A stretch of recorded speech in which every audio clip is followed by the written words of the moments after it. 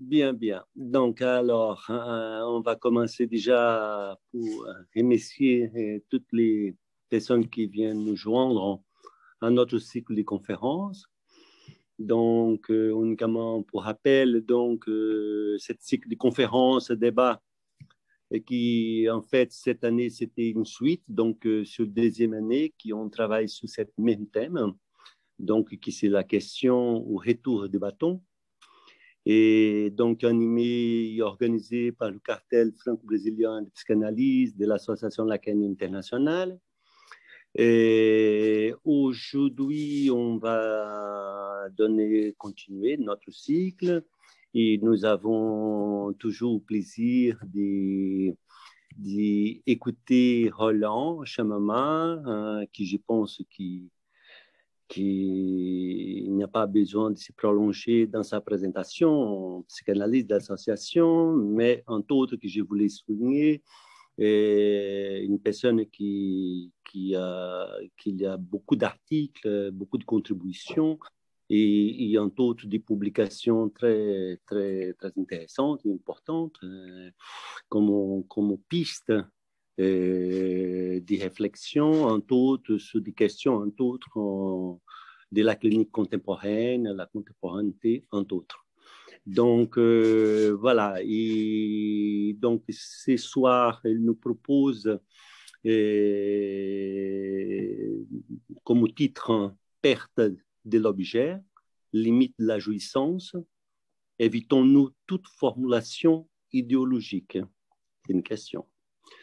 Bien sûr, et cette conférence au cartel est sollicité à Roland pour qu'elle puisse retravailler avec nous. C'est en fait une reprise d'un travail qu'il aussi a présenté à un séminaire à Paris avec Christiane Lacoute d'Estriba et Bernard Van der Mesch, et qui on a trouvé voilà, qui serait aussi une très belle contribution pour notre réflexion.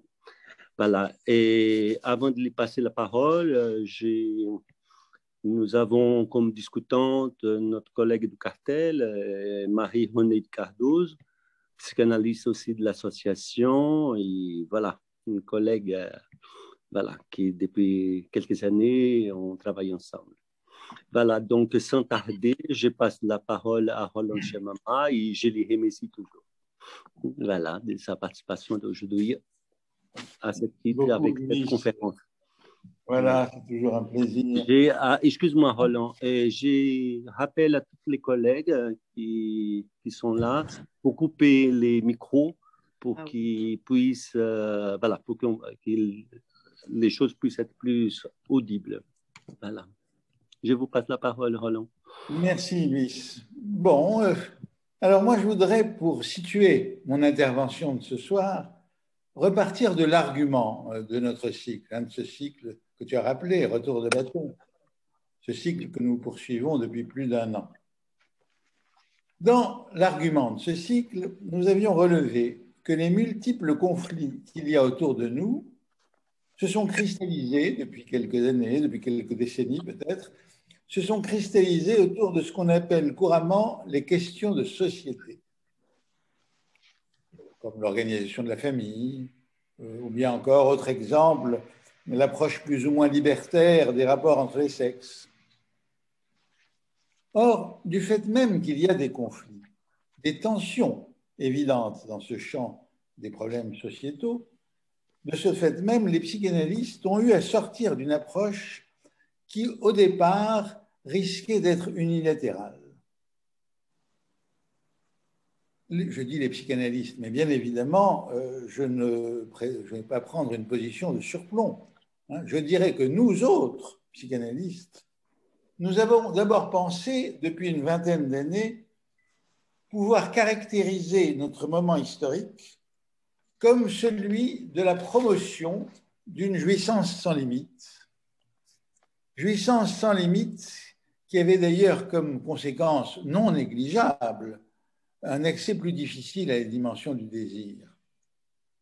Mais sans doute, cette approche de la modernité risquait de rester incomplète. En revanche, il me semble que notre questionnement, dans le cycle que notre cartel a mis en place l'an dernier, cette année, que notre questionnement permet de prendre les choses d'une manière plus complexe.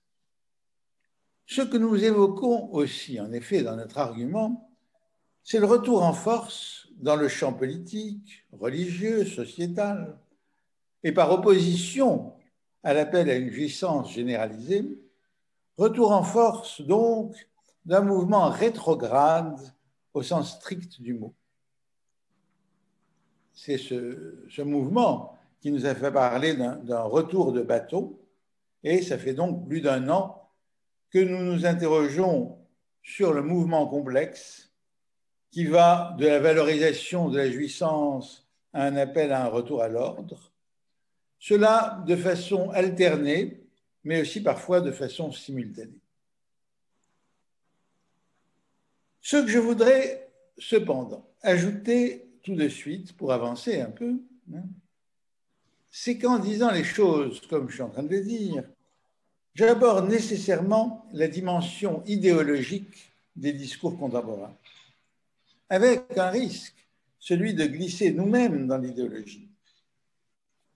Et le fait de relever cela, c'est ce qui va m'autoriser, effectivement, comme le disait Louis, à reprendre un travail que je poursuis par ailleurs, notamment dans ce séminaire commun avec Christiane Lacôte d'Estribats et Bernard van der Merch. Notre séminaire porte sur les questions suivantes. Comment un analyste est-il pris à son insu dans les idéologies de son temps? Peut-il et doit-il s'en défaire? Cette question, un premier mérite, ce qui est évident, c'est de ne pas porter seulement sur le monde autour de nous, mais ça a le mérite de nous concerner nous-mêmes. Ne pas nous exclure de notre questionnement, c'est une orientation à laquelle, pour ma part, je tiens toujours. Dans toutes nos interventions, nous devrions nous demander en quoi nous sommes nous-mêmes concernés. C'est essentiel pour les psychanalystes. Et donc, il s'agit de questionner ce qui, dans notre discours lui-même, a tendance à se transformer en idéologie, notamment en devenant figé. Je dirais en effet qu'il y a une façon pour les analystes de s'accrocher à un corpus figé qui fait de ce même corpus une idéologie. Et que c'est cette fixité qui représente pour nous le plus grand danger, cette fixité qui nous empêche d'être simplement attentifs au nouveau et à ce que ça nous demande, ce que ça exige de nous. N'allons pas trop vite. Bernard van der Merch a proposé il y a peu de temps une distinction qui nous a aidé à préciser nos questions. Il a distingué deux sens du mot idéologie. Il y en a un des deux qui ne nous surprend pas, un de ces deux sens. Mais je ne vais pas en parler tout de suite. Je commencerai par évoquer un autre sens qu'il donnait à idéologie, auquel nous sommes moins habitués. C'est celui selon lequel l'idéologie est, je cite, le système de valeurs qui organise le champ des identifications collectives dans une époque, une société ou une classe donnée. Toute vie sociale et politique, relève Bernard van der Merch, s'organise autour d'un certain nombre de termes opposés. C'est ça qui est intéressant, des termes opposés, valeur de gauche, valeur de droite, par exemple, liberté versus solidarité, tradition versus libération. Toutes ces oppositions se retrouvent plus ou moins dans les partis politiques opposés. Mais l'important semble alors le maintien des oppositions en tant que telles, le maintien des oppositions malgré les glissements de valeurs. Par exemple, et c'est aussi un exemple de Bernard, le Parti démocrate était au départ celui des esclavagistes, C'est aujourd'hui le parti pour lequel votent les Noirs américains en majorité. Vous voyez alors que ce dont je suis parti, valorisation extrême de la jouissance d'un côté et d'un autre côté retour de bâton, rappel à l'ordre, ce dont je suis parti peut parfaitement relever de l'idéologie prise dans ce sens-là, non pas telle idéologie particulière, mais le système des valeurs dans lequel les idéologies particulières s'opposent. Il faut d'ailleurs bien dire que si on s'attache à ce premier sens, celui qui considère l'idéologie comme l'ensemble de valeurs contrastées qui organisent toute vie sociale ou politique. Si on considère l'idéologie comme telle, il y a peu de chances pour que quelque discours que ce soit puisse être autonome par rapport au système global dans lequel, à l'intérieur d'une société donnée, des positions contradictoires s'affrontent. On ne peut qu'y participer d'une manière ou d'une autre. Quoi qu'on dise ou qu'on fasse, on sera situé en un point particulier d'une idéologie ainsi définie. Et ce qu'il me semble alors, c'est que les psychanalystes eux-mêmes ne peuvent pas y échapper. On peut seulement espérer d'eux qu'ils ne soient pas trop naïfs et qu'ils perçoivent la façon dont ils acceptent ou dont ils refusent telle ou telle orientation idéologique. Et là, nous en venons d'ailleurs au deuxième sens du mot idéologie, celui qui nous est le plus habituel. Celui qui désigne par idéologie une orientation particulière dans le champ où il y a effectivement des systèmes de valeurs qui s'affrontent. Une idéologie plus couramment, c'est pour nous une option dans ce champ-là. Et c'est à partir de cela qu'il faudrait interroger la part d'idéologie qu'il pourrait y avoir dans la psychanalyse. On peut d'ailleurs relever, je vous le dis en passant pour que vous sentiez que c'est une question qui va au-delà de ce qu'on pourrait d'abord croire. On peut relever que cette part d'idéologie peut parfaitement être perçue comme telle par le discours ambiant. Et cela indépendamment de notre volonté, de la volonté des psychanalystes eux-mêmes. Quoi que nous essayions de mettre dans la présentation de ce qu'est la psychanalyse, spontanément, je dirais, dans le public, dans le grand public, comme on dit, la psychanalyse est associée à certaines valeurs, ou contre-valeurs, d'ailleurs pour ceux qui n'aiment pas la psychanalyse. Et par exemple, pendant assez longtemps, la psychanalyse était associée à un discours progressiste, je dis entre guillemets, en matière sociétale, et alors qu'elle a pu, plus récemment, être perçue avec non moins de guillemets, elle a pu être perçue comme réactionnaire. Donc vous voyez, même si nous essayons de limiter au maximum, disons, les résonances idéologiques de ce que nous disons, elles nous sont imputées. Autre question d'ailleurs, en rapport avec cette remarque.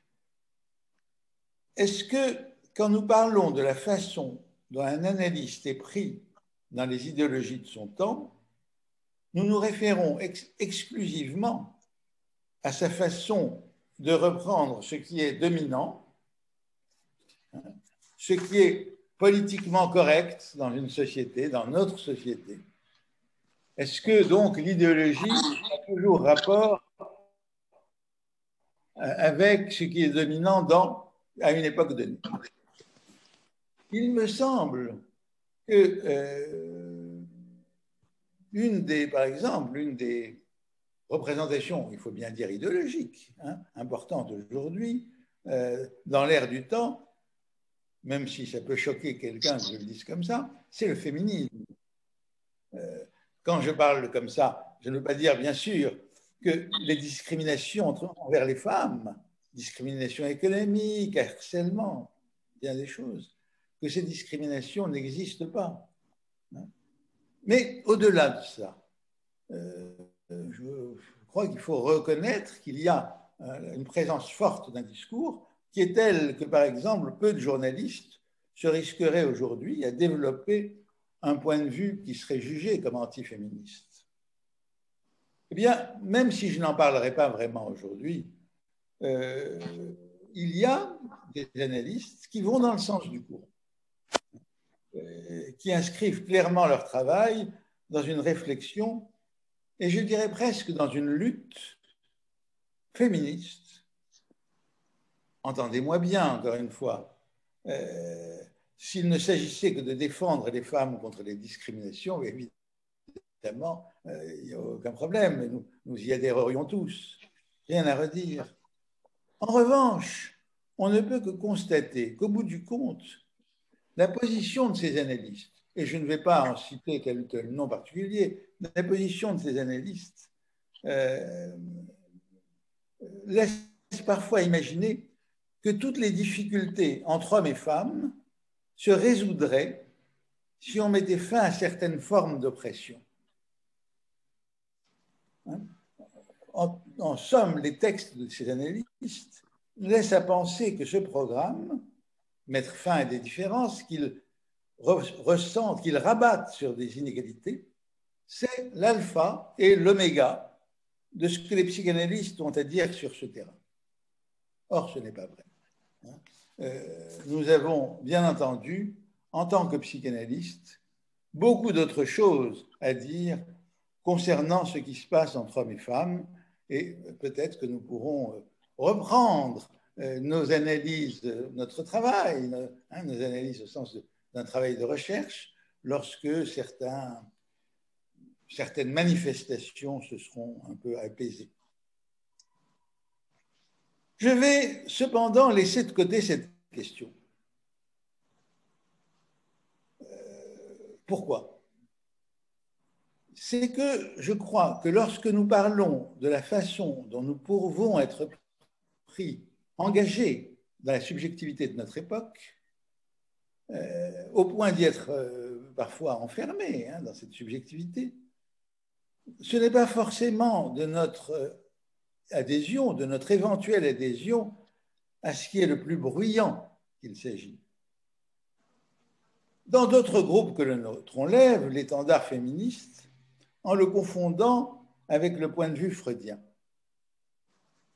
Mais est-ce que nous sommes sûrs que nous-mêmes, nous ne levons pas parfois un étendard en pensant qu'il ne s'agit, dans ce que nous disons, que de tirer les leçons de ce que nous apprend notre pratique?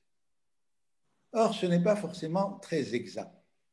Parfois, nous croyons rester au niveau de la rationalité et nous sommes engagés derrière notre drapeau.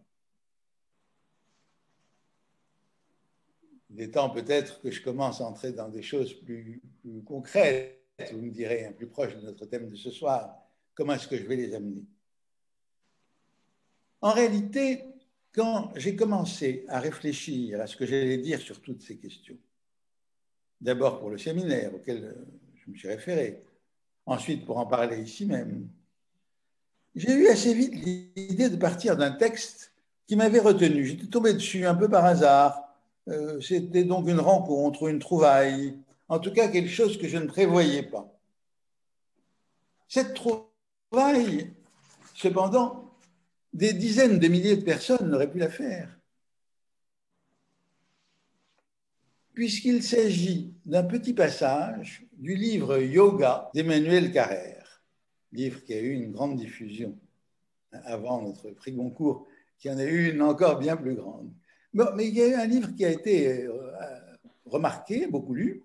Je ne pense pas d'ailleurs à cet égard qu'il soit nécessaire de vous parler de la composition du livre, qui fait se succéder, en gros, une présentation de la méditation, des confidences sur la psychose maniaco-dépressive de l'auteur et un récit d'un moment de sa vie où il en vient à aider les réfugiés sur l'île de Léros. Excusez-moi.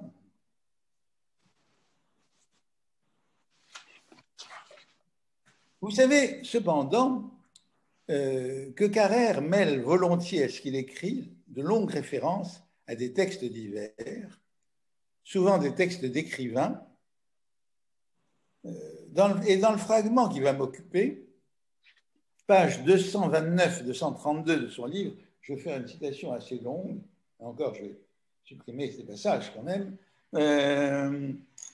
page 229-232, Carrère cite longuement un texte de Roger Caillois, texte extrait d'un livre. Je me suis procuré ce livre de Caillois, qui est épuisé depuis longtemps, mais au fond, cela ne m'a pas apporté beaucoup par rapport à ce qu'en dit Carrère, parce que ceci va au fond au plus vif de ce dont il s'agit. Alors je vous lis Carrère en sautant quelques. Il s'agit d'un rêve. Le rêveur est un homme qui marche dans le quartier des Ternes. Il sait où il va, il est heureux d'y aller. Le trajet lui est familier. Il pourrait le décrire avec une extrême précision, et il aime tant le faire, ce trajet. S'il aime tant le faire, ce trajet, c'est parce qu'il le conduit jusqu'à une rue, jusqu'à un immeuble où habite une femme avec qui il a, depuis plus de 10 ans, une liaison absolument secrète. Et cette liaison est ce qu'il y a de plus précieux au monde. Tous les 15 jours, ils se sont accordés sur cette fréquence. Il descend au métro Terne, il marche 5 minutes jusqu'à la petite rue Calme, jusqu'à l'immeuble bourgeois où se trouve l'appartement de cette femme. Elle lui ouvre, ils s'embrassent, la porte se referme sur eux. Les heures qui suivent n'appartiennent qu'elle. Dans cette bulle d'espace et de temps, tout n'est que désir, douceur, quiétude, entente des corps, conversation murmurée. Et voilà, donc le rêveur marche dans la rue, d'un pas confiant. Il descend l'avenue dans laquelle donne la rue abritant son moder. Il a dû être distrait. Il a dépassé la rue, ça ne lui est jamais arrivé. Il remonte l'avenue, il ne retrouve pas la rue. Il remonte, il redescend plusieurs fois, comme s'il attendait que la rue reprenne sa place. Mais non, elle n'y est plus. Ce n'est pas possible, pense l'homme. Je connais par cœur ce trajet, de l'avenue à la rue, de la rue à l'immeuble, de l'immeuble à l'appartement. Mais à peine penser cela, l'homme prend conscience qu'il ne se rappelle en réalité plus rien. Ni la rue qui vient de disparaître, ni l'immeuble, ni cet appartement, ni même le visage de cette femme qui a été en secret le grand amour de sa vie. Il ne se rappelle plus son visage, il ne se rappelle plus sa voix. Plus rien de tout cela n'existe, comprend-il, parce que tout cela n'a jamais existé. Cette femme merveilleuse, cette liaison enchantée, tout cela n'était qu'un rêve. Et c'est à ce moment, quand il prend conscience que ce qui lui a été donné de plus précieux dans la vie n'était qu'un rêve, que l'homme se réveille. Et maintenant arrive ce qu'il y a de plus poignant dans ce récit que fait Roger Caillois. Tout cela n'était qu'un rêve d'angoisse classique, mais le rêveur éprouve dans la réalité le même sentiment d'absolue détresse que son double rêve. Ce bien le plus précieux, la femme, la liaison, le secret partagé, il ne l'a possédé que dans le rêve et il n'en a été dépossédé que dans le rêve. Et cela s'est passé en une seconde, mais dans cette seconde se sont déployées 10 années d'amour fou et ce qui lui reste, c'est leur perte. Comme si ce bloc de passé merveilleux lui avait été donné pour de bon et venait de lui être repris pour de bon, le laissant dans le désarroi, dans le veuvage, dans le vertige de la perte.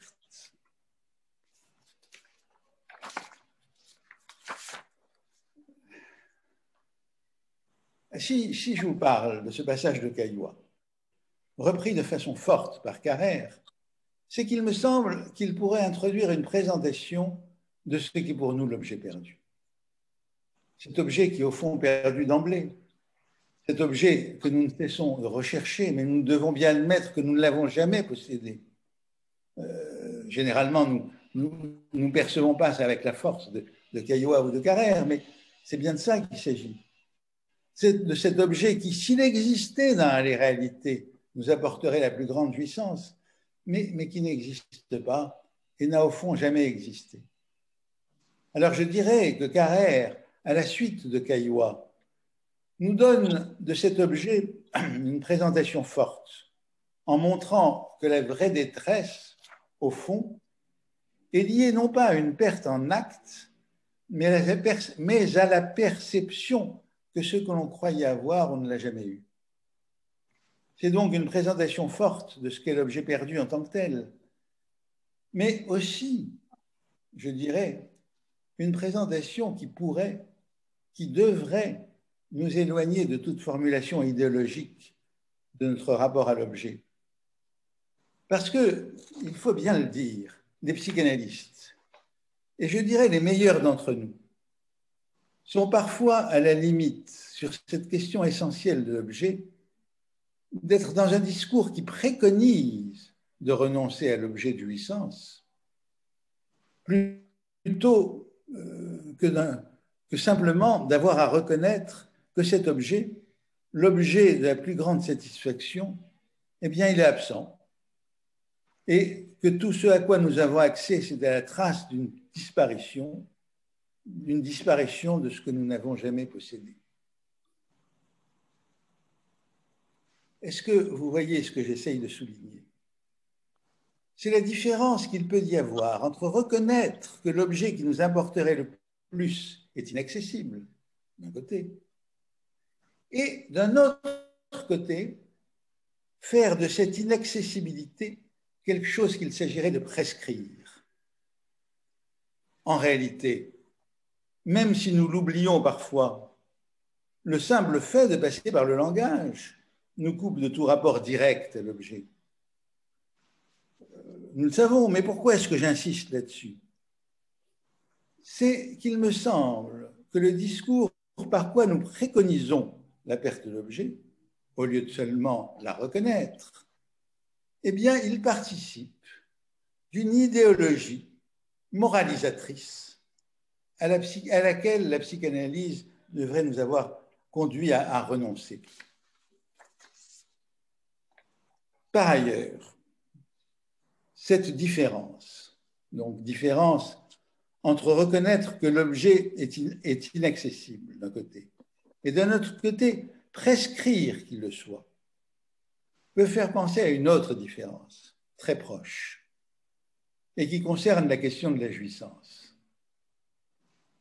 À propos de la jouissance, nous ne cessons de répéter la formule suivante de Lacan: toute formation humaine a pour essence, et non pour accident, de réfréner la jouissance.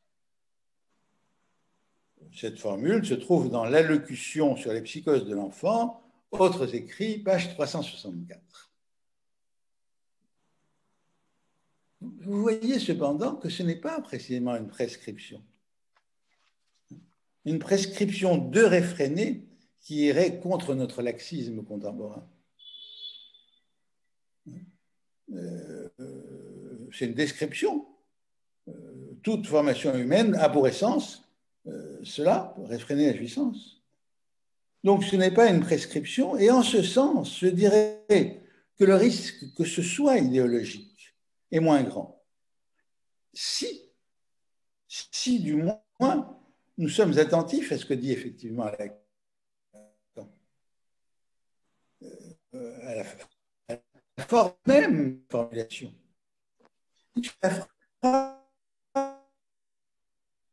Ce qui, selon lui, limite. Alors on me dit que ma connexion Internet est instable.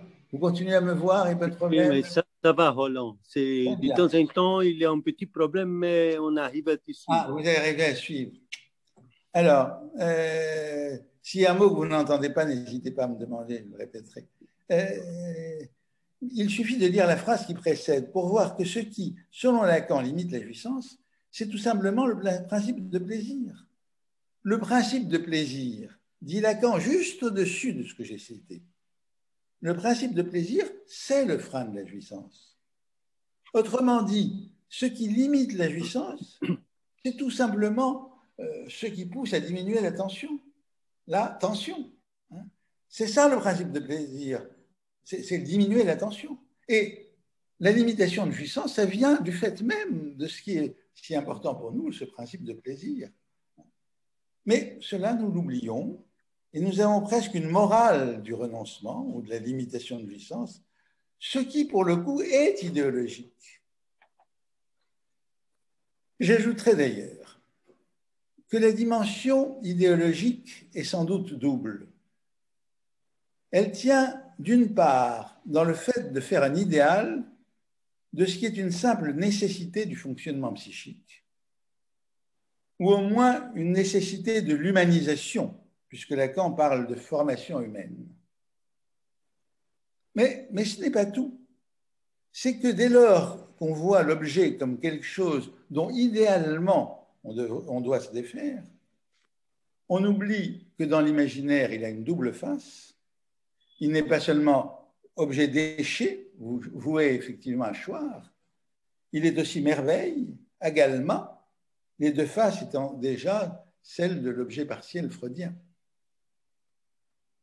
Ces différents oubliés, celui-ci en particulier, on les trouve dans les textes de psychanalystes lacaniens, mais il faut bien dire que cet oubli est favorisé par au moins un texte de Lacan lui-même.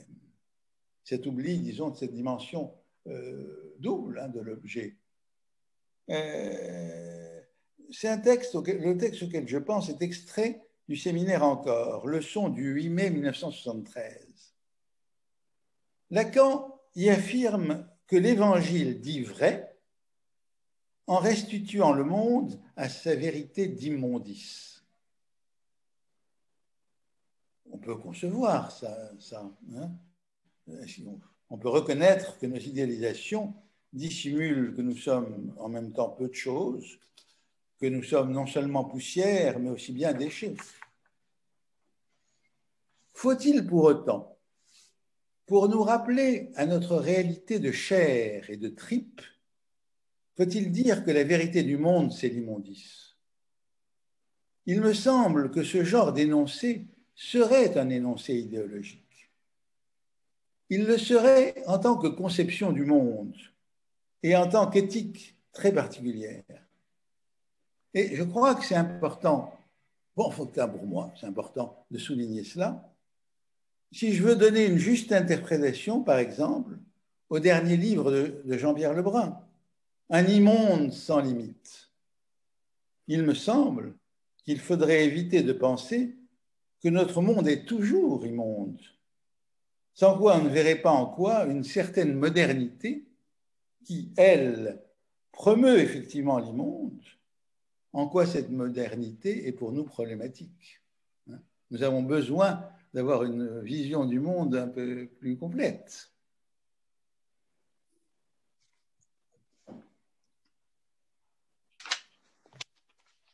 Alors, que dire de plus à propos de tout cela? Bien, je dirais par exemple que les psychanalystes qui ont le plus insisté sur le devoir de renonciation à la jouissance, et je crois qu'à certains moments, j'étais un peu comme ça, ces psychanalystes ont été catalogués comme réactionnaires. Faut-il accuser d'idéologie ceux qui se sont livrés à de telles accusations? Faut-il dire que ceux qui ont attaqué la façon dont à un moment donné nous avons posé quelques problèmes étaient clairement dans l'idéologie? L'ennui, pour en revenir à mon point de départ, c'est que l'idéologie, au singulier, rassemble les contraires. Et que donc, même si nous avons l'impression, pour notre part, de respecter seulement ce que nous apprend l'expérience et de dénoncer l'autre comme idéologisant, nous risquons peut-être nous-mêmes de tomber dans l'idéologie. Enfin, un dernier point. Qu'est-ce qui nous permettrait donc de sortir de l'idéologie? Ou qu'est-ce qui faciliterait un petit peu la possibilité d'en sortir, même si ce n'est pas une tâche forcément évidente? J'ai évoqué, chemin faisant, un texte littéraire où l'approche de la question de l'objet me paraissait plus satisfaisante. Je finirai par une référence à un psychanalyste dont le décès a beaucoup affecté récemment la plupart, je dirais, la plupart d'entre nous. Mustapha Safwan. Safwan se servait souvent, pour parler de la psychanalyse, de référence à la poésie. Par exemple, dans son premier livre, Le structuralisme en psychanalyse, il citait ces quelques vers de Verlaine, extraits du poème Colombine. L'implacable enfant, preste et relevant ses jupes, la rose au chapeau conduit son troupeau de dupes. Safwan critiquait le commentaire que faisait de ce poème un auteur nommé Henri Maurier dans son dictionnaire de poétique et de rhétorique. Disons pour faire vite que cet auteur, ce linguiste, présente ce qu'il appelle une allusion relevant ses jupes, comme s'il ne s'agissait que de signifier autre chose, montrer ses jambes. Comme s'il ne s'agissait que de désigner par C, relevant ses jupes, ce qui, à proprement parler, s'appelle B, laissant voir ses jambes. Or, C, montre Safwan, ne signifie pas B, mais le refoulement de B. Et à partir de là, la production d'une signification nouvelle, à savoir que c'est sans le viser spécialement que l'implacable enfant conduit son troupeau de dupes. C'est en effet, dit Safwan, du fond de son indifférence quant à chacun, voire de sa nescience, qu'ils sont tous par elle conduits. Notez que je ne cite ce premier passage que pour en venir à quelque chose de plus précis sur la question de l'objet. Et pour cela, je vous renverrai maintenant, après le premier, au second livre de Mustapha Safwan. Ne vous inquiétez pas, je n'irai pas de là. Second livre de Mustapha Safwan, Les études sur l'Oedipe, et plus précisément au chapitre de ce livre qui s'appelle Langage et satisfaction ou de l'interprétation.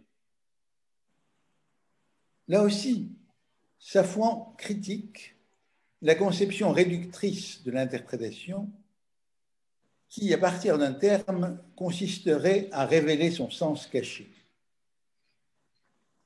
Il parle par exemple d'un rêve rapporté par Freud, un rêve où il est question d'auberge.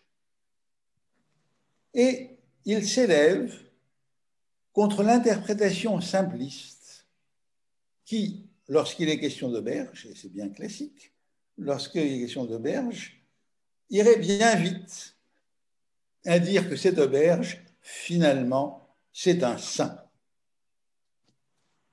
Outre qu'on peut dire plutôt, comme dans l'exemple précédent, que ce qui compte, c'est la substitution d'un signifiant à un autre, la métaphore, qui produit un effet de sens.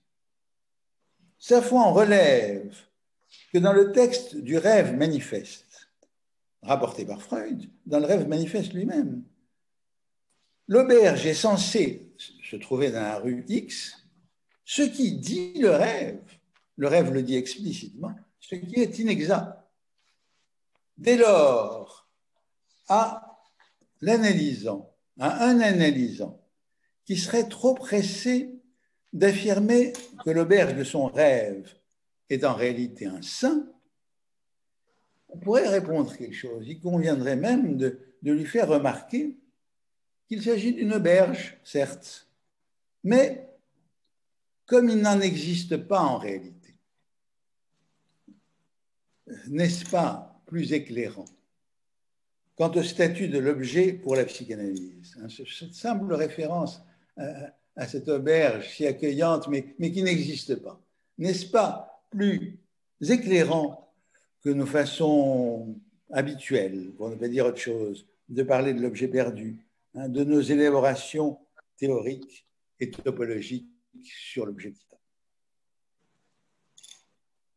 Voilà, j'avais formé le projet d'aller un peu plus loin encore et de vous parler un peu de l'objet surréaliste.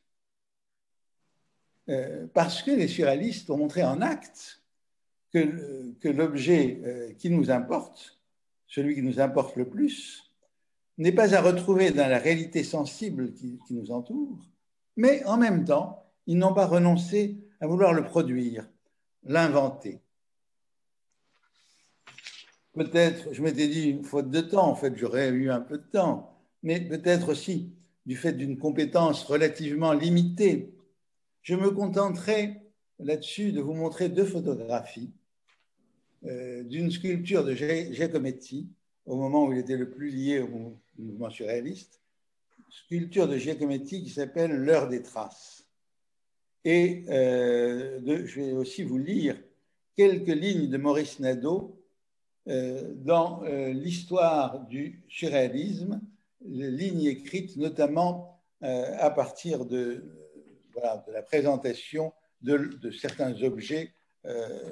Alors j'espère que je vais mettre ça en face de ma caméra parce que je ne sais pas faire des partages de pages, faire des choses très jolies comme en font ceux qui nous présentent par exemple le budget annuel. Est-ce que vous voyez Il faut monter un petit peu.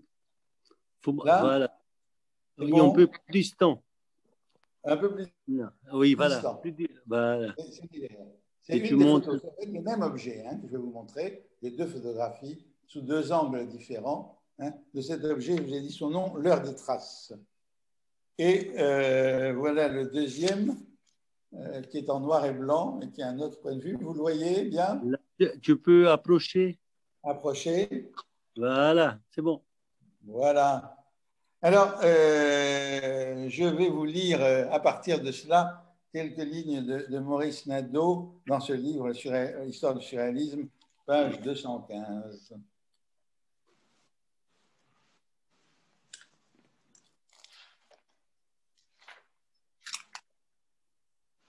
Il décrit le rapprochement entre les deux parties. Vous avez vu les deux parties, cette espèce de sphère un peu particulière et cette base par rapport à quoi la sphère se trouve dans une position un peu compliquée parce que l'arête du solide est en contact avec la base fendue de la sphère. Ce contact, dit Maurice Nadeau, n'est pas une pénétration. Or, tous ceux qui ont vu fonctionner cet objet ont éprouvé une émotion violente et indéfinissable, en rapport bien entendu avec des désirs sexuels inconscients. Cette émotion ne ressemblait pourtant en rien à une satisfaction, mais bien plutôt à un agacement, semblable à l'impression d'un manque, au sentiment de quelque chose qui ne peut s'accomplir, mais qui est toujours sur le point d'y arriver. Voilà, qu'est-ce que j'ai voulu ce soir en essayant de prendre une distance par rapport à une certaine façon de parler de la psychanalyse. J'ai voulu aussi vous proposer deux approches de l'objet, littérature, art, qui pour nous, psychanalystes ou personnes concernées par la psychanalyse, sont irremplaçables si nous voulons avoir une approche un peu sensible des questions dont nous parlons habituellement. Voilà, merci pour votre attention. Merci beaucoup, Roland. Merci beaucoup. Voilà, donc comme j'avais annoncé, donc comme d'habitude, tu nous amènes toujours des belles propositions, des réflexions et sur des thématiques très, très, très importantes et même structurelles de notre modernité et de notre contemporanéité aussi. Bon, j'espère que la prochaine fois, tu puisses développer un peu plus la question de l'objet surréaliste. Mais bon, ça va être pour la prochaine. Donc, j'ai un rapport familier avec l'art. Comment peut-être il y a des personnes, y compris parmi ceux qui nous écoutent, qui ont un rapport familier avec l'art auquel on pourrait penser. Enfin, on verra. Tout à fait. Voilà, mais on va t'attendre. On va attendre un petit peu, mais voilà. Bien. Donc, j'ai passé la parole à Roneide, Maria Roneide. Et avant, j'invite à tous les autres participants ensuite qui puissent donner aussi ses réactions pour qu'on puisse véritablement échanger aussi. Donc, Roneide.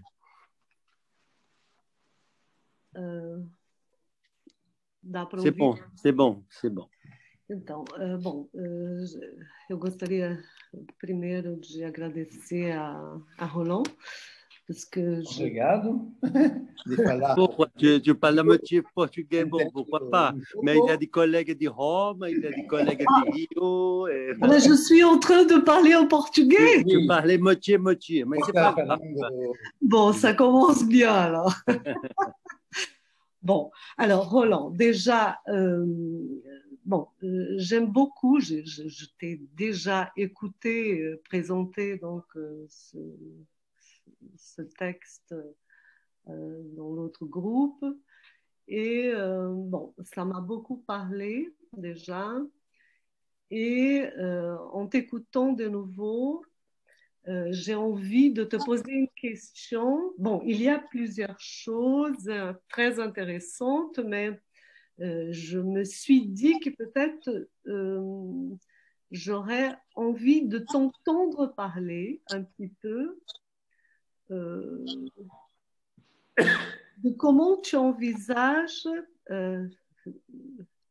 le rapport entre fantasme et idéologie.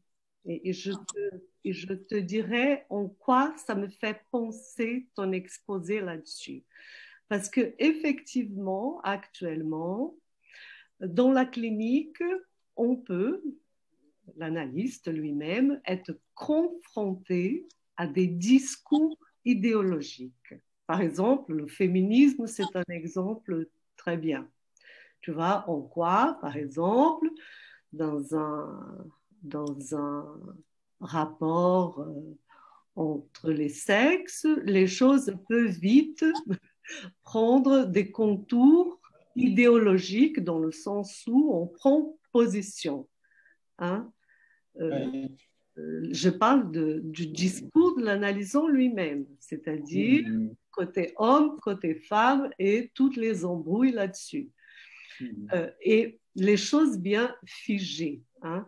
Figées dans le sens d'un camp, hein? d'un côté ou de l'autre. Par contre, alors, le fantasme, il me semble que si d'un côté, il essaye de combler aussi quelque chose, hein, dans le sens d'une répétition qui puisse toujours se présenter et insister et rencontrer le fantasme de l'autre là-dessus, donc combler ce qui est de la perte, comme tu as très bien parlé de l'objet.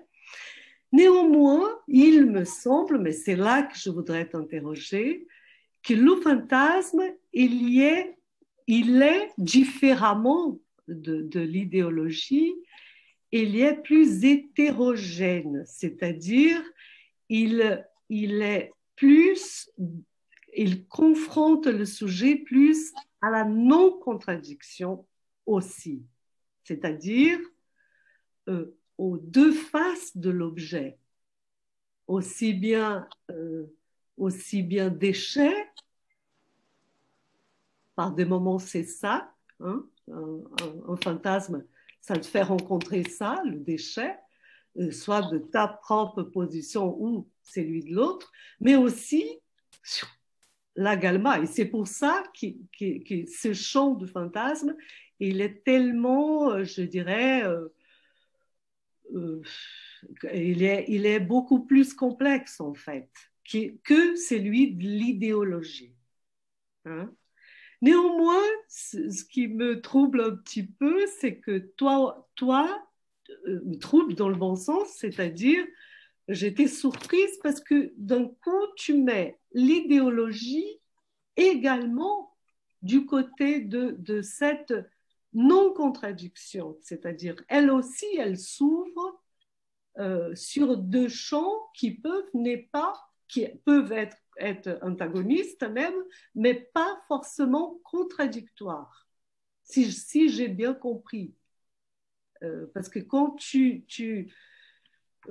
par exemple, quand tu montres que une position de l'analyste plus idéologique, ça serait de prescrire, prendre position sur, par exemple, le renoncement soit de l'objet, soit de la jouissance. Hein? Et en même temps, tu dis, mais bon, est-ce qu'il n'y a pas aussi dans l'idéologie elle-même quelque chose qui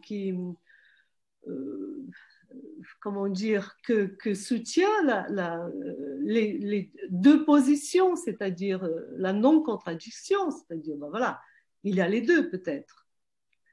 Alors, donc, je ne sais pas si je suis claire, parce que pour moi, ce n'est pas très clair non plus, mais ma question, ça serait un petit peu ça, de te poser la question de est-ce que en clinique, en fait,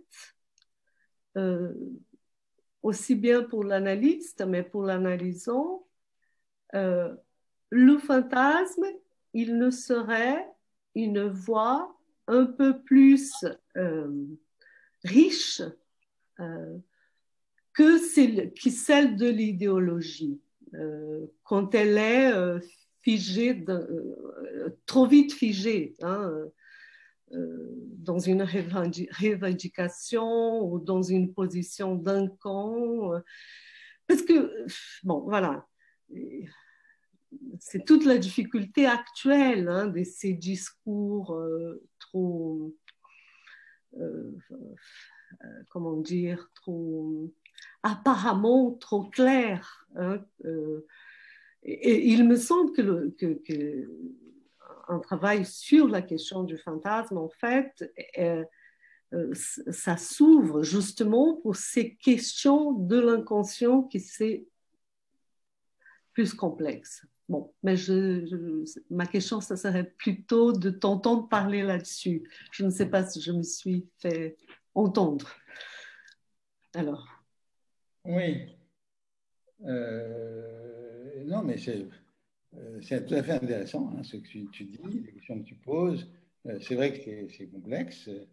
Il faudrait reprendre tout ton fil, y compris depuis le début. Est-ce que, par exemple, on pourrait dire que le fantasme consiste à combler une perte hein? Est-ce que, je ne sais pas, sans doute, le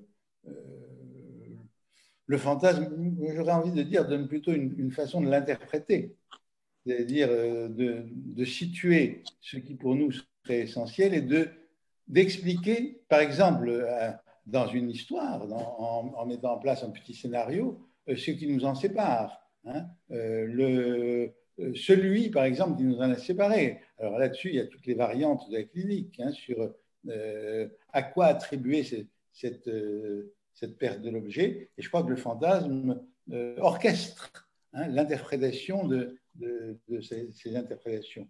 Ce que tu poses surtout comme question, c'est, me semble-t-il, la différence entre fantasme et idéologie par rapport, alors, il faut dire à la contradiction ou à la non-contradiction, ou en tout cas, moi, j'aurais plutôt envie de dire la coexistence des contraires. Hein. Oui, voilà, oui. c'est ça.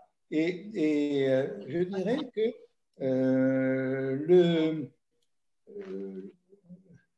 l'un comme l'autre peuvent maintenir quelque chose de la coexistence des contraires. Ce qui n'empêche pas que ça peut être figé, parce qu'il peut y avoir, par exemple, une orchestration figée due à un certain type de coexistence des contraires. Hein. Mais la question de l'idéologie, c'est que de toute façon, les contraires cohabitent au niveau global. C'est de ça que je suis parti. L'idéologie, ce n'est pas simplement le choix que tel groupe fait de telle option, mais d'emblée, nous sommes dans la coexistence des contraires. Hein, et nous voyons, alors, dans les moments les plus, comment on pourrait dire ça, les plus remuant, je trouve que ça me vient, hein, de la modernité, puisque lui insistait pour que je parle de la modernité. Hein. Nous voyons très bien comment tout est organisé pour que des positions de renvoi ou de rejet mutuel s'organisent d'une manière répétitive et sur des sujets apparemment divers. Hein. Il y a eu ces derniers temps, à propos par exemple de l'islamo-gauchisme, mais aussi à propos de la question du genre, hein, à propos de beaucoup de questions qui peuvent être intéressantes, on voit comment s'organise un discours clivé, il faut bien le dire, mais clivé au niveau collectif. Hein. Est-ce que le sujet est nécessairement dans une option, par exemple, de se ranger sous un tel ou tel drapeau, hein, peut-être que parfois, ce serait mieux pour lui de s'apercevoir que la division peut passer en lui-même. C'est-à-dire qu'en lui-même, il peut y avoir des choses qui l'amènent à soutenir tel point de vue et d'autres arguments qui l'amènent à soutenir un point de vue contraire. Ça on pourrait espérer que quelqu'un qui fasse un peu attention simplement à lui-même, à ce qu'il pense, à ce qui lui vient, à ce qu'il rêve, etc., à ce qu'il dit en analyse, pourrait relever ça. C'est, je dirais, malheureusement pas très fréquent. Et généralement, par rapport à cette coexistence des contraires au niveau global, chacun choisit son camp. Hein, voilà, c'est comme ça. Maintenant, le fantasme. Alors, le fantasme, on peut avoir aussi l'impression que c'est une réponse toujours un peu la même.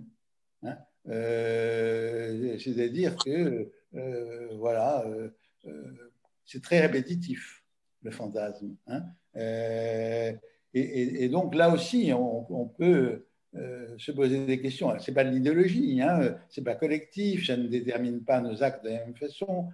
Voilà. Encore que je crois que René évoquait d'ailleurs dans un texte que je crois avoir vu un fantasme au niveau collectif. Peut-être tu pourrais en parler, René. Bon, mais le fantasme, est-ce que dans son caractère individuel, il est alors là beaucoup plus unilatéral, je dirais. Est-ce qu'il va toujours dans la même direction? L'effort de Freud, c'est justement de lui restituer une contradiction interne.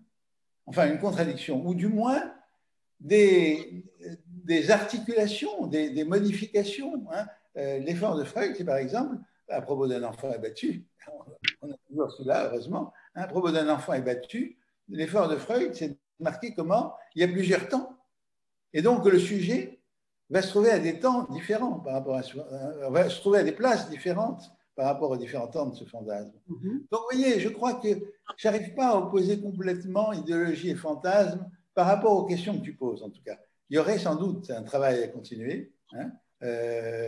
Bon, voilà, hein, puisque Louis veut nous donner du travail, on pourrait inscrire celui-là aussi comme travail. Mais aujourd'hui, si tu veux, je n'arrive pas, enfin, j'ai plutôt tendance à ne pas opposer d'une manière trop absolue fantasme et idéologie quant à ces questions-là. Hein. Bon.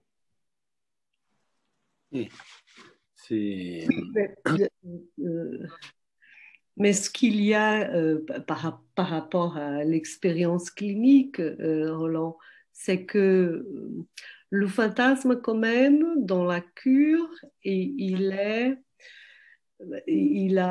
c'est-à-dire, c'est cette question de l'inconscient, de ce que le sujet, même s'il en parle et qu'il est... Bon, voilà, il y a des déterminations, des choses inconscientes.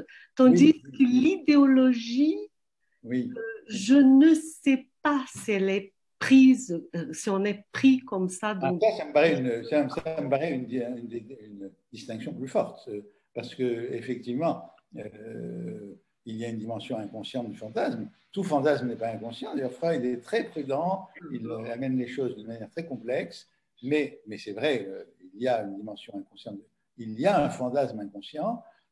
Alors, est-ce que l'idéologie a un inconscient?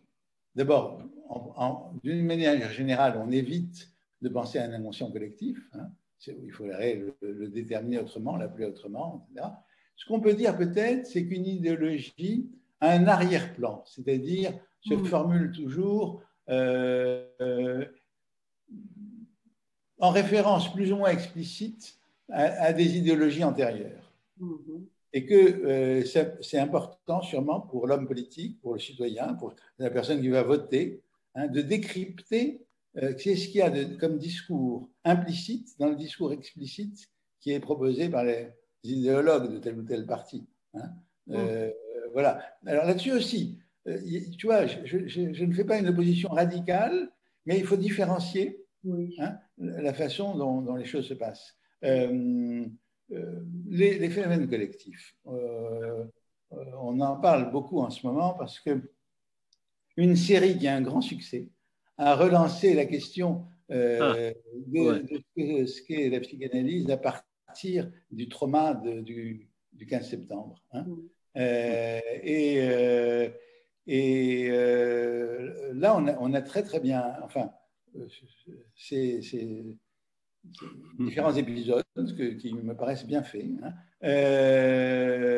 mettent tout à fait en perspective un traumatisme actuel avec d'autres traumatismes antérieurs. Hein. C'est le cas pour le policier, hein, qui est un des patients de la série, pour qui le traumatisme de l'entrée dans le Bataclan renvoie à un traumatisme familial, hein, sa famille massacrée par un groupe islamiste en Algérie. J'évoque ça qui a l'air très loin de nos sujets, ah oui, tiens, du coup, de nos sujets d'idéologie et de fantasme, pour cette idée d'une superposition, si tu veux, hein, une superposition. Je ne vais pas en parler, la structure psychique, hein, ce n'est pas l'œuf de Freud, hein, mais à penser autrement. Oui, une chose aussi, tu essayes de rapporter l'idéologie au fantasme. Je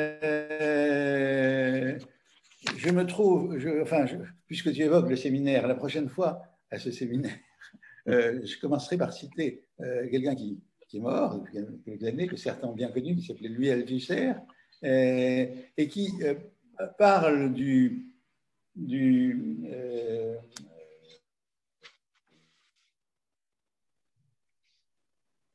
Roland. Comme fantasme, tu vois. Ce qui est intéressant. Non, c'est parce que ça a coupé. On ne m'entend pas? Ça a coupé très rapidement. Mais bon. Alors, je reprends. La connexion Internet est instable. Excusez-la. Il n'y a pas donc, l'idéologie comme symptôme. Hein, et c'est vrai que c'est intéressant. C'est-à-dire quelque chose qui dit ailleurs la vérité, enfin, quelque chose qui vient dire dans le champ B une vérité du champ A. Hein, c'est-à-dire qu'en plus, dans le symptôme, il y a une sorte de déplacement, hein, tel qu'il en parle là.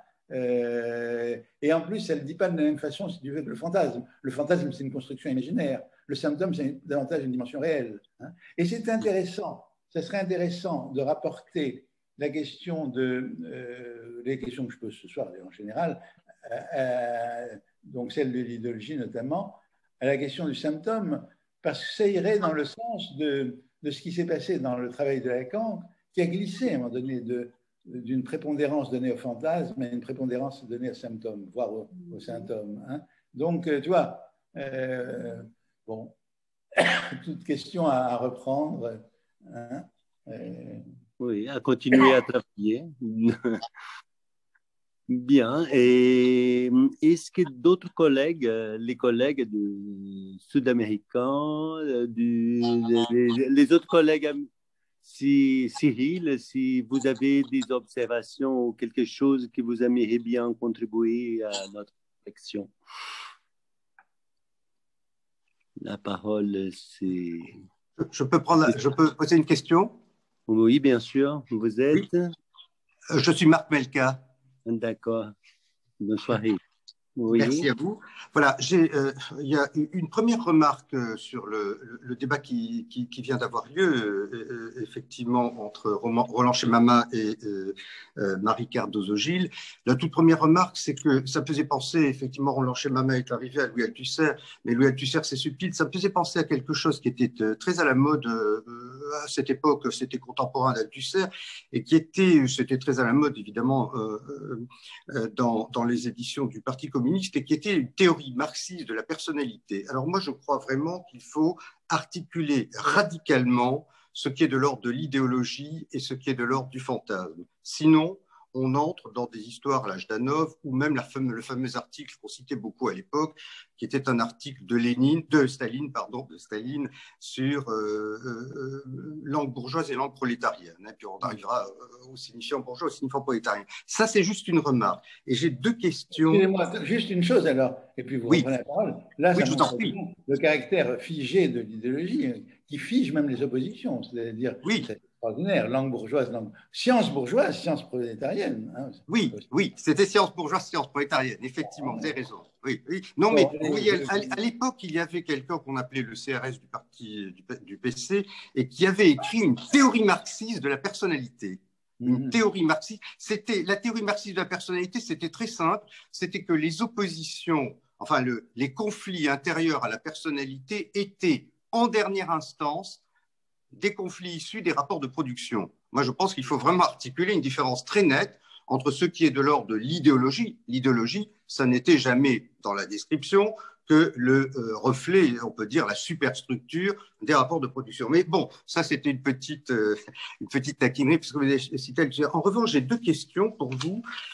L'une sur la prescription de réfréner la jouissance, qui pourrait effectivement être interrogée comme idéologique, et je vais vous dire que je ne pense pas du tout que ce le soit. Et la deuxième sur la littérature et l'art, qui sont des approches irremplaçables, avez-vous dit, si nous voulons avoir une approche sensible. Alors, sur prescrire de réfréner la jouissance, il y a quelque chose qui m'a échappé dans ce que vous avez dit, c'est le sens que vous donnez à jouissance. Parce que, si j'ai bien lu Lacan, la jouissance, c'est quand même la descente vers la mort. Hein. Et ça, Lacan vous dit, la jouissance, ça commence à la chatouille et ça se termine à la flambée à l'essence. Alors, il est quand même assez fondamental, me semble-t-il, et ça n'est pas idéologique, c'est même éthique et déontologique, de prescrire de réfréner la jouissance. Lacan dit quelque part qu'il ne connaît que les prestiges d'un seul maître, la mort. Ce sont les prestiges de la mort qu'il connaît qui lui permettent de guider les patients dans la vie. Alors, me semble-t-il, là, ou bien je n'ai pas bien compris ce qu'est la jouissance chez Jacques Lacan, et si j'ai bien compris, alors il faut effectivement barrer la route à la jouissance par le beau, c'est le séminaire sur l'éthique, par exemple, mais on retrouve aussi dans le séminaire sur le banquet, enfin dans le séminaire livre 8. Bon, c'est un premier point, une première question. Je peux déjà répondre à celui-ci, c'est plus, oui. Voilà, plus dans le dialogue. Écoutez, vous avez à la fois raison et parfois on a raison d'une manière si exacte que ça laisse quelque chose de côté. Hein. Oui. Par exemple, oui, la jouissance, vous pouvez la définir comme vous le faites, et effectivement, ça commence à la chatouille, hein, ça finit à la flambée. Oui. Oui, Lacan peut dire des choses comme ça, mais je ne suis pas sûr que nous parlions toujours de la jouissance dans ces termes-là. Hein, c'est ça. Alors, dans ce cas, oui, dans ce cas, on parle de la jouissance journalistique. Et un livre aussi important que Jouir à tout prix, hein, ne prend pas forcément toujours la jouissance comme ça, si vous le lisez bien. Oui, hein. oui. Voilà, la jouissance, c'est l'idée que l'objet est à disposition, qu'on va le consommer, etc. Donc, il y a aussi cette dimension-là, hein, disons. Moi, je peux être plus d'accord aussi avec votre rappel, hein, par ailleurs, mais il faut bien voir qu'on parle par rapport à un champ. Le champ psychanalytique actuel, c'est un champ où on dit la jouissance, c'est plutôt ce qui va dans la pente de notre modernité, c'est-à-dire l'idée que tout est accessible, hein, que tout bien de satisfaction peut être acheté, consommé, etc. Et il faut apprendre à limiter cette jouissance.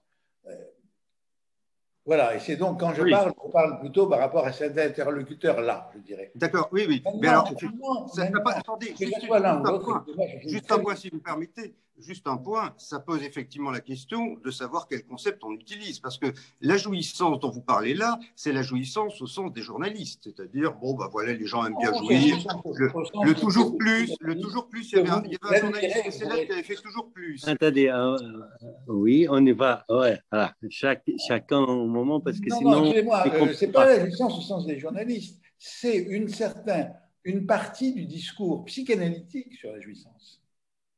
Ça, si on faisait l'examen de textes intéressants, importants, on verrait qu'il y a cette dimension-là. Maintenant, autre chose. Vous dites, si effectivement la jouissance, on la définit comme ça, la pente vers la mort, etc., bien sûr, c'est important de formuler un impératif de réfréner la jouissance. Si vous voulez, mais la question, c'est qu'on le formule ou pas. Dans la plupart des occurrences, ça fonctionne, ce frein. Hein?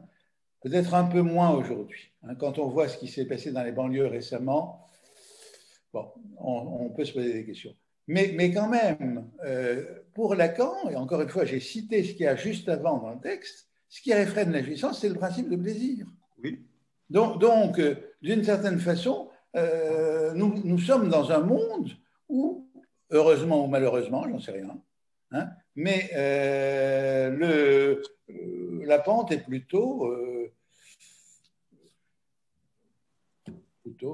à réfréner la jouissance sans qu'on ait besoin de le prescrire. Je ne pense pas. Je pense effectivement que malheureusement, le principe de plaisir est en déclin et qu'on a un principe de jouissance qui le remplace. Oui, peut-être. Enfin, moi, je ne sais pas. Il est sûrement en déclin. Ouais, ça serait à voir au cas par cas, civilisation par civilisation. Mais non, vous avez peut-être raison. Peut-être. Principe de plaisir, principe de jouissance. Alors, attendez, puis le deuxième point. J'ai oublié. Oui, c'est à peu près le même, puisque effectivement, qu'est-ce qui barre la route à la jouissance? C'est le beau. Enfin, c'est le beau. Oui. C'est l'esthétique. Bon, alors, vous avez le dernier rempart devant la jouissance, lui disait la Voilà, le dernier rempart devant la jouissance. Alors, vous avez dit, ne pourrait-on pas parler de la psychanalyse par la poésie ou par le mythe? Et je me suis dit, mais par la poésie ou par le mythe? Ah, pardon, ça c'est moi qui l'ai dit. Non, pardon. Vous avez dit par la littérature et par les arts. Oui. Et je me suis dit, mais pourquoi se poser cette question? Puisque ça, pour le coup, c'est ce que Freud considéré comme fondamental dans la formation de l'analyste, c'est-à-dire la connaissance de la littérature et de la mythologie. Et alors, je vais aller un tout petit peu plus loin. Pour échapper, du coup, à l'idéologie dans la théorie et la pratique psychanalytique, l'idéologie éventuelle, hein, sans aller jusqu'à la théorie marxiste de la personnalité. Pour y échapper, est-ce qu'on ne pourrait pas parler de la psychanalyse à travers des mythes? Ce que Lacan ne se prive pas de faire avec le beau mythe de la main qui se tend vers la bûche, qui est un mythe purement lacanien. Et donc, ça pose une autre question qui est, et là, je vous la pose très, très directement et simplement, les étapes de la théorie de Lacan, enfin, comme vous les avez un peu articulées, ont évolué, effectivement. Elles ont évolué en fonction du contexte dans lequel il se trouvait. Donc la question, c'est, à un moment donné, plutôt que de parler à travers le mythe, Lacan a parlé plutôt à travers des mathèmes et la topologie. Alors, question, les mathèmes et la topologie sont-ils une approche idéologique, chronologique et idéologique de la psychanalyse par un monsieur situé à son temps? Voilà. Non, je dirais sûrement pas. Bon. Mais il peut y avoir une idéologie du recours au mathème.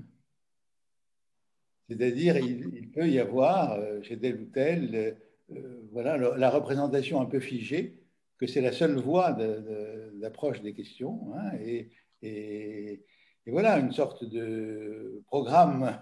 Hein, bon, sinon, non.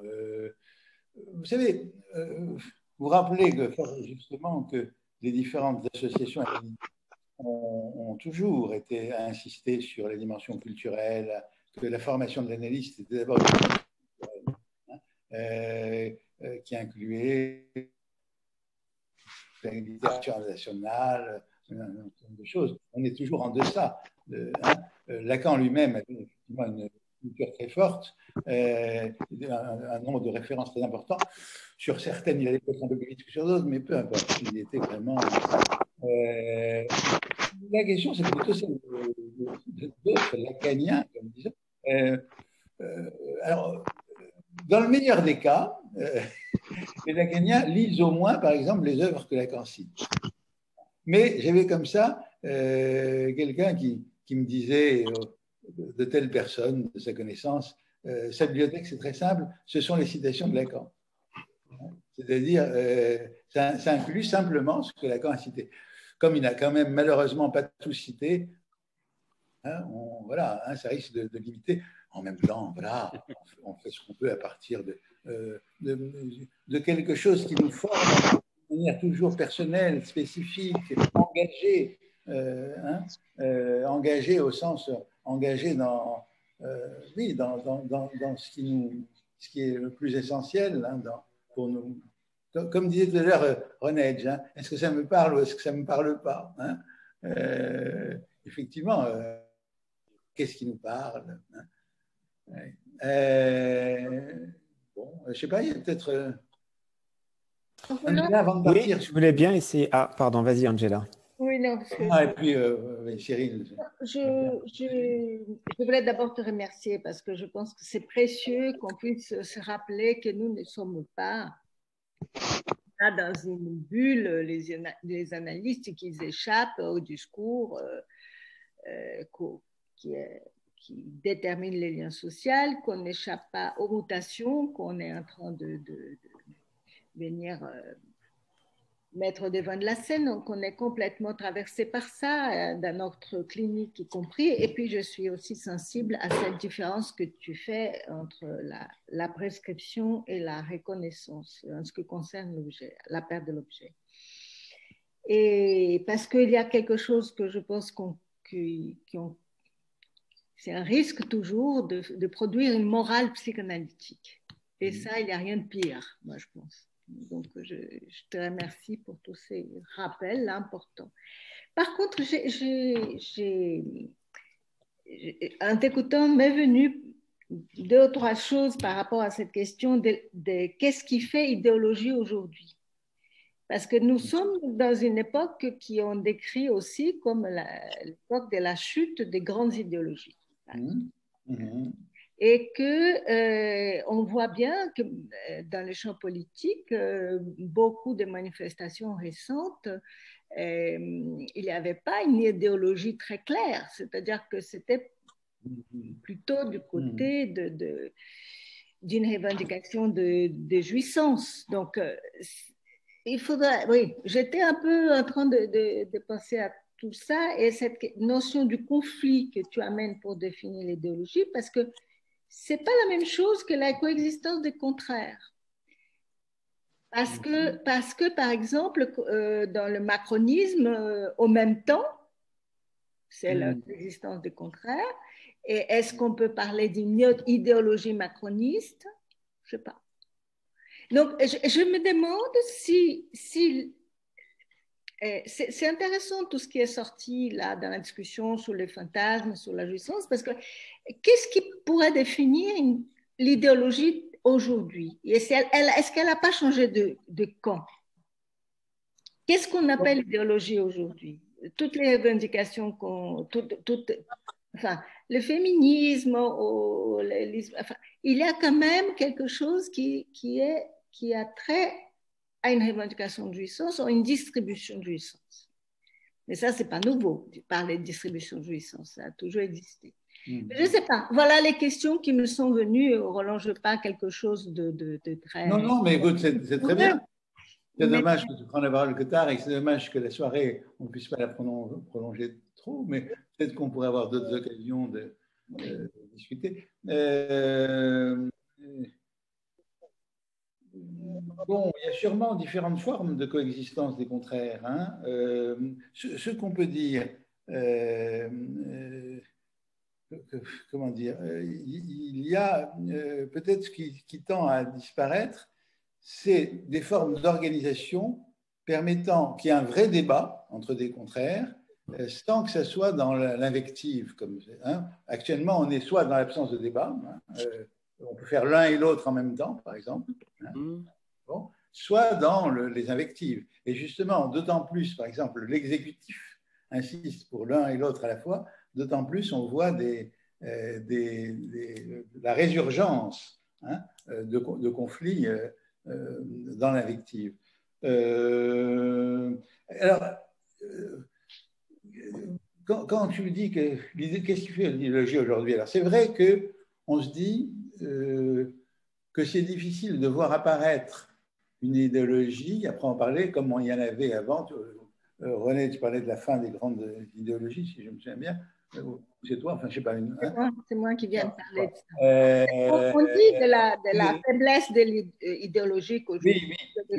Oui, donc c'est vrai, il y a aussi cette dimension-là. Les gilets jaunes, on peut difficilement dire qu'il y avait une idéologie. Il y avait parce qu'il y a des individus, des petits groupes qui ont chacun leur façon de poser les choses et qu'on... Oui, la chose la plus caricaturale là-dessus, Roland, c'était une manifestation du 1er mai qui n'était plus organisée par les syndicats, par exemple, ou je pense que c'est la France Insoumise qui avait lancé ça. Chacun venait avec sa propre pancarte. Oui, c'est une fragmentation des idéologies. Maintenant, c'est vrai qu'il y en a parfois il y a parfois des discours, est-ce que c'est des idéologies, je ne sais pas, qui prennent plus de place. Alors, tu reviens sur la question du féminisme. Ce qui est intéressant, par exemple, là, ce n'est pas un discours qui promeut une certaine forme de jouissance, je ne crois pas. C'est un jouissance c'est un discours qui dénonce l'autre accaparateur de la jouissance. Oui, sauf que c'est quelque chose qu'on voit souvent. C'est d'un phallocentrisme terrible. C'est d'un phallocentrisme. Phallocentrisme. Oui, enfin bon, oui. Parce que, on dénonce ça, mais la question, c'est qu'il faut que la distribution de jouissance soit la même pour tout le monde. Ouais, tu es sûr que... Enfin bon, chacun... C'est important quand même. Est-ce qu'il y a par exemple, peut-être qu'avec ce qu'on va nous raconter Pascal Fourcade au mois de mai, c'est pas sûr que les discours féministes veuillent répartir les jouissances. Ils veulent répartir, disons, l'accès égal, peut-être justement au plaisir, c'est-à-dire à quelque chose de plus tranquille. Non, tu crois que quelque chose de plus les salaires égaux pour tous, qu'on ne vienne pas nous embêter à nous parler de sexualité. Enfin, bon, écoute. Bien. Et je pense, si j'ai bien entendu, Cyril voulait parler. C'est Cyril. Oui, merci. Je voulais essayer de dire quelque chose. D'abord, du coup, sur cette question la discussion qui vient d'avoir lieu là sur la question de l'idéologie et du fantasme, me venait comme ça une espèce de paraphrase un peu facile, mais que derrière l'idéologie s'oublie le fantasme. C'est-à-dire qu'il y a derrière l'idéologie des sujets qui arrivent en cure, quelle que soit leur modalité d'entrée en cure, souvent pas une demande à proprement parler de psychanalyse. Il y a quand même quelque chose à aller chercher de qu'est-ce qui vient soutenir du côté du fantasme l'idéologie chez un sujet, même si cette idéologie, évidemment, il la prend dans le discours, dans le lien social dominant. Voilà, et du coup, comme Angela évoquait ça, le féminisme et les genres fluides, c'est le non-binarisme, ce sont deux idéologies dominantes et qu'on impose violemment aujourd'hui, me semble-t-il, pour le coup. Mais ce n'est pas là-dessus que je voulais d'abord intervenir. C'était sur cette question, comme Angela le disait aussi, que moi je trouve vraiment importante de l'écart qu'il y a entre préconiser de renoncer à l'objet de jouissance, comme vous le disiez, et venir reconnaître, moi je dirais reconnaître qu'il y a un triskel qui s'écrit, qu'au centre du nœud borroméen, c'est un vide que viennent serrer réel, symbolique et imaginaire. Mais bon, ça c'est mon tropisme. Non, mais on peut le dire, c'est comme voilà. ça. Et justement, ça permet de l'envisager comme vous le proposez là, ça permet de faire la place contemporaine, la place que les sujets contemporains font à la jouissance, aux jouissances, aux trois jouissances, même si, en effet, il est plutôt question pour les sujets contemporains de la jouissance autre.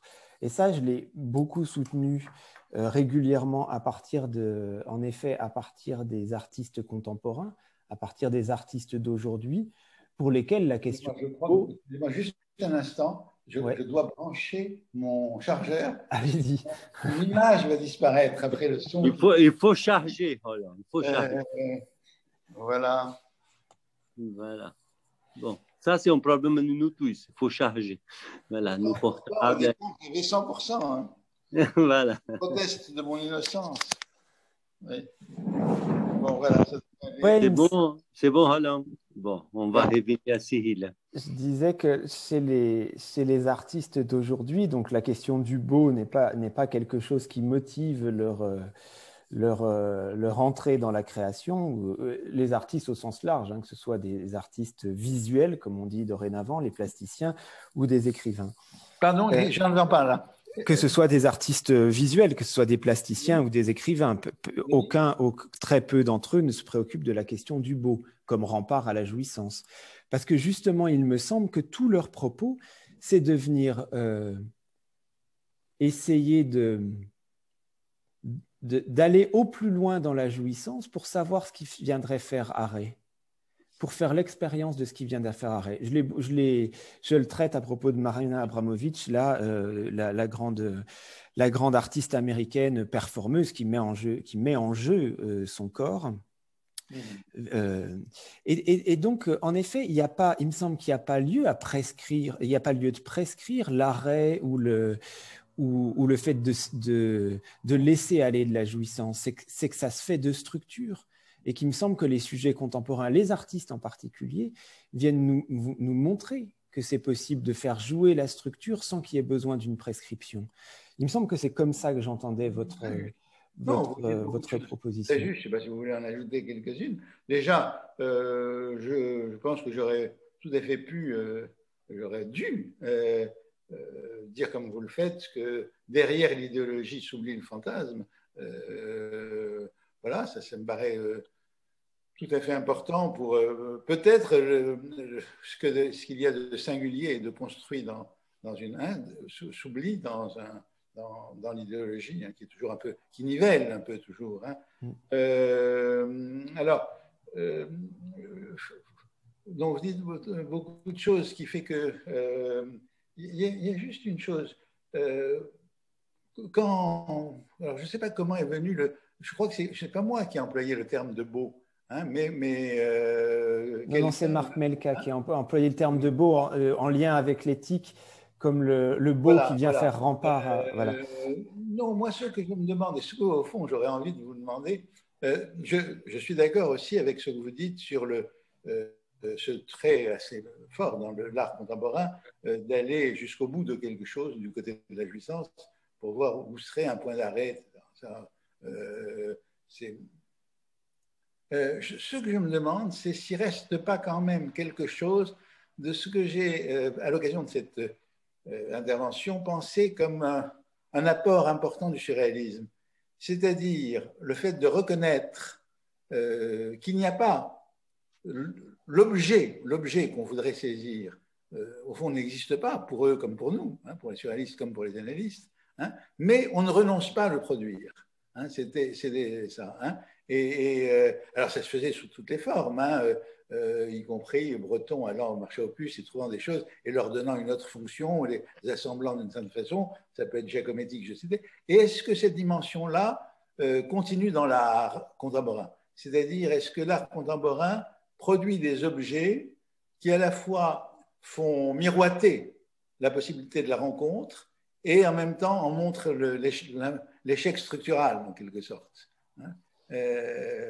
Oui, c'est ce que j'ai un peu, là, dans mes remarques, il me semble, enfin, moi, je pense vraiment que les dadaïsmes et les surréalistes ouvrent la voie à ça.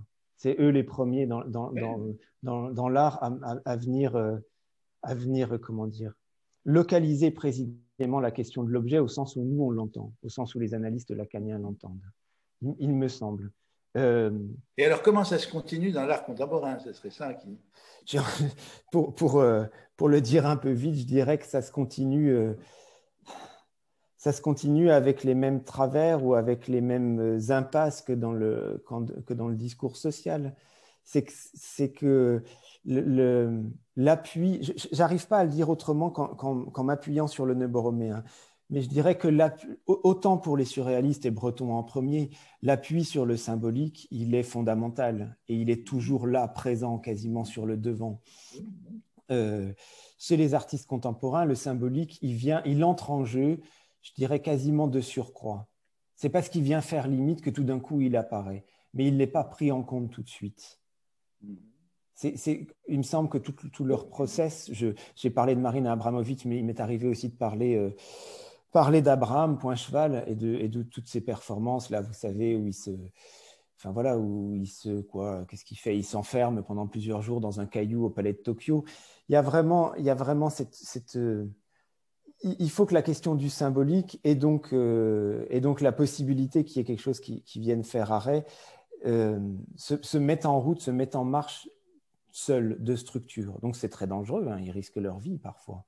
C'est vraiment, du coup, il y avait cette question de Marc Melka sur la mort. En effet, ils peuvent aller assez loin.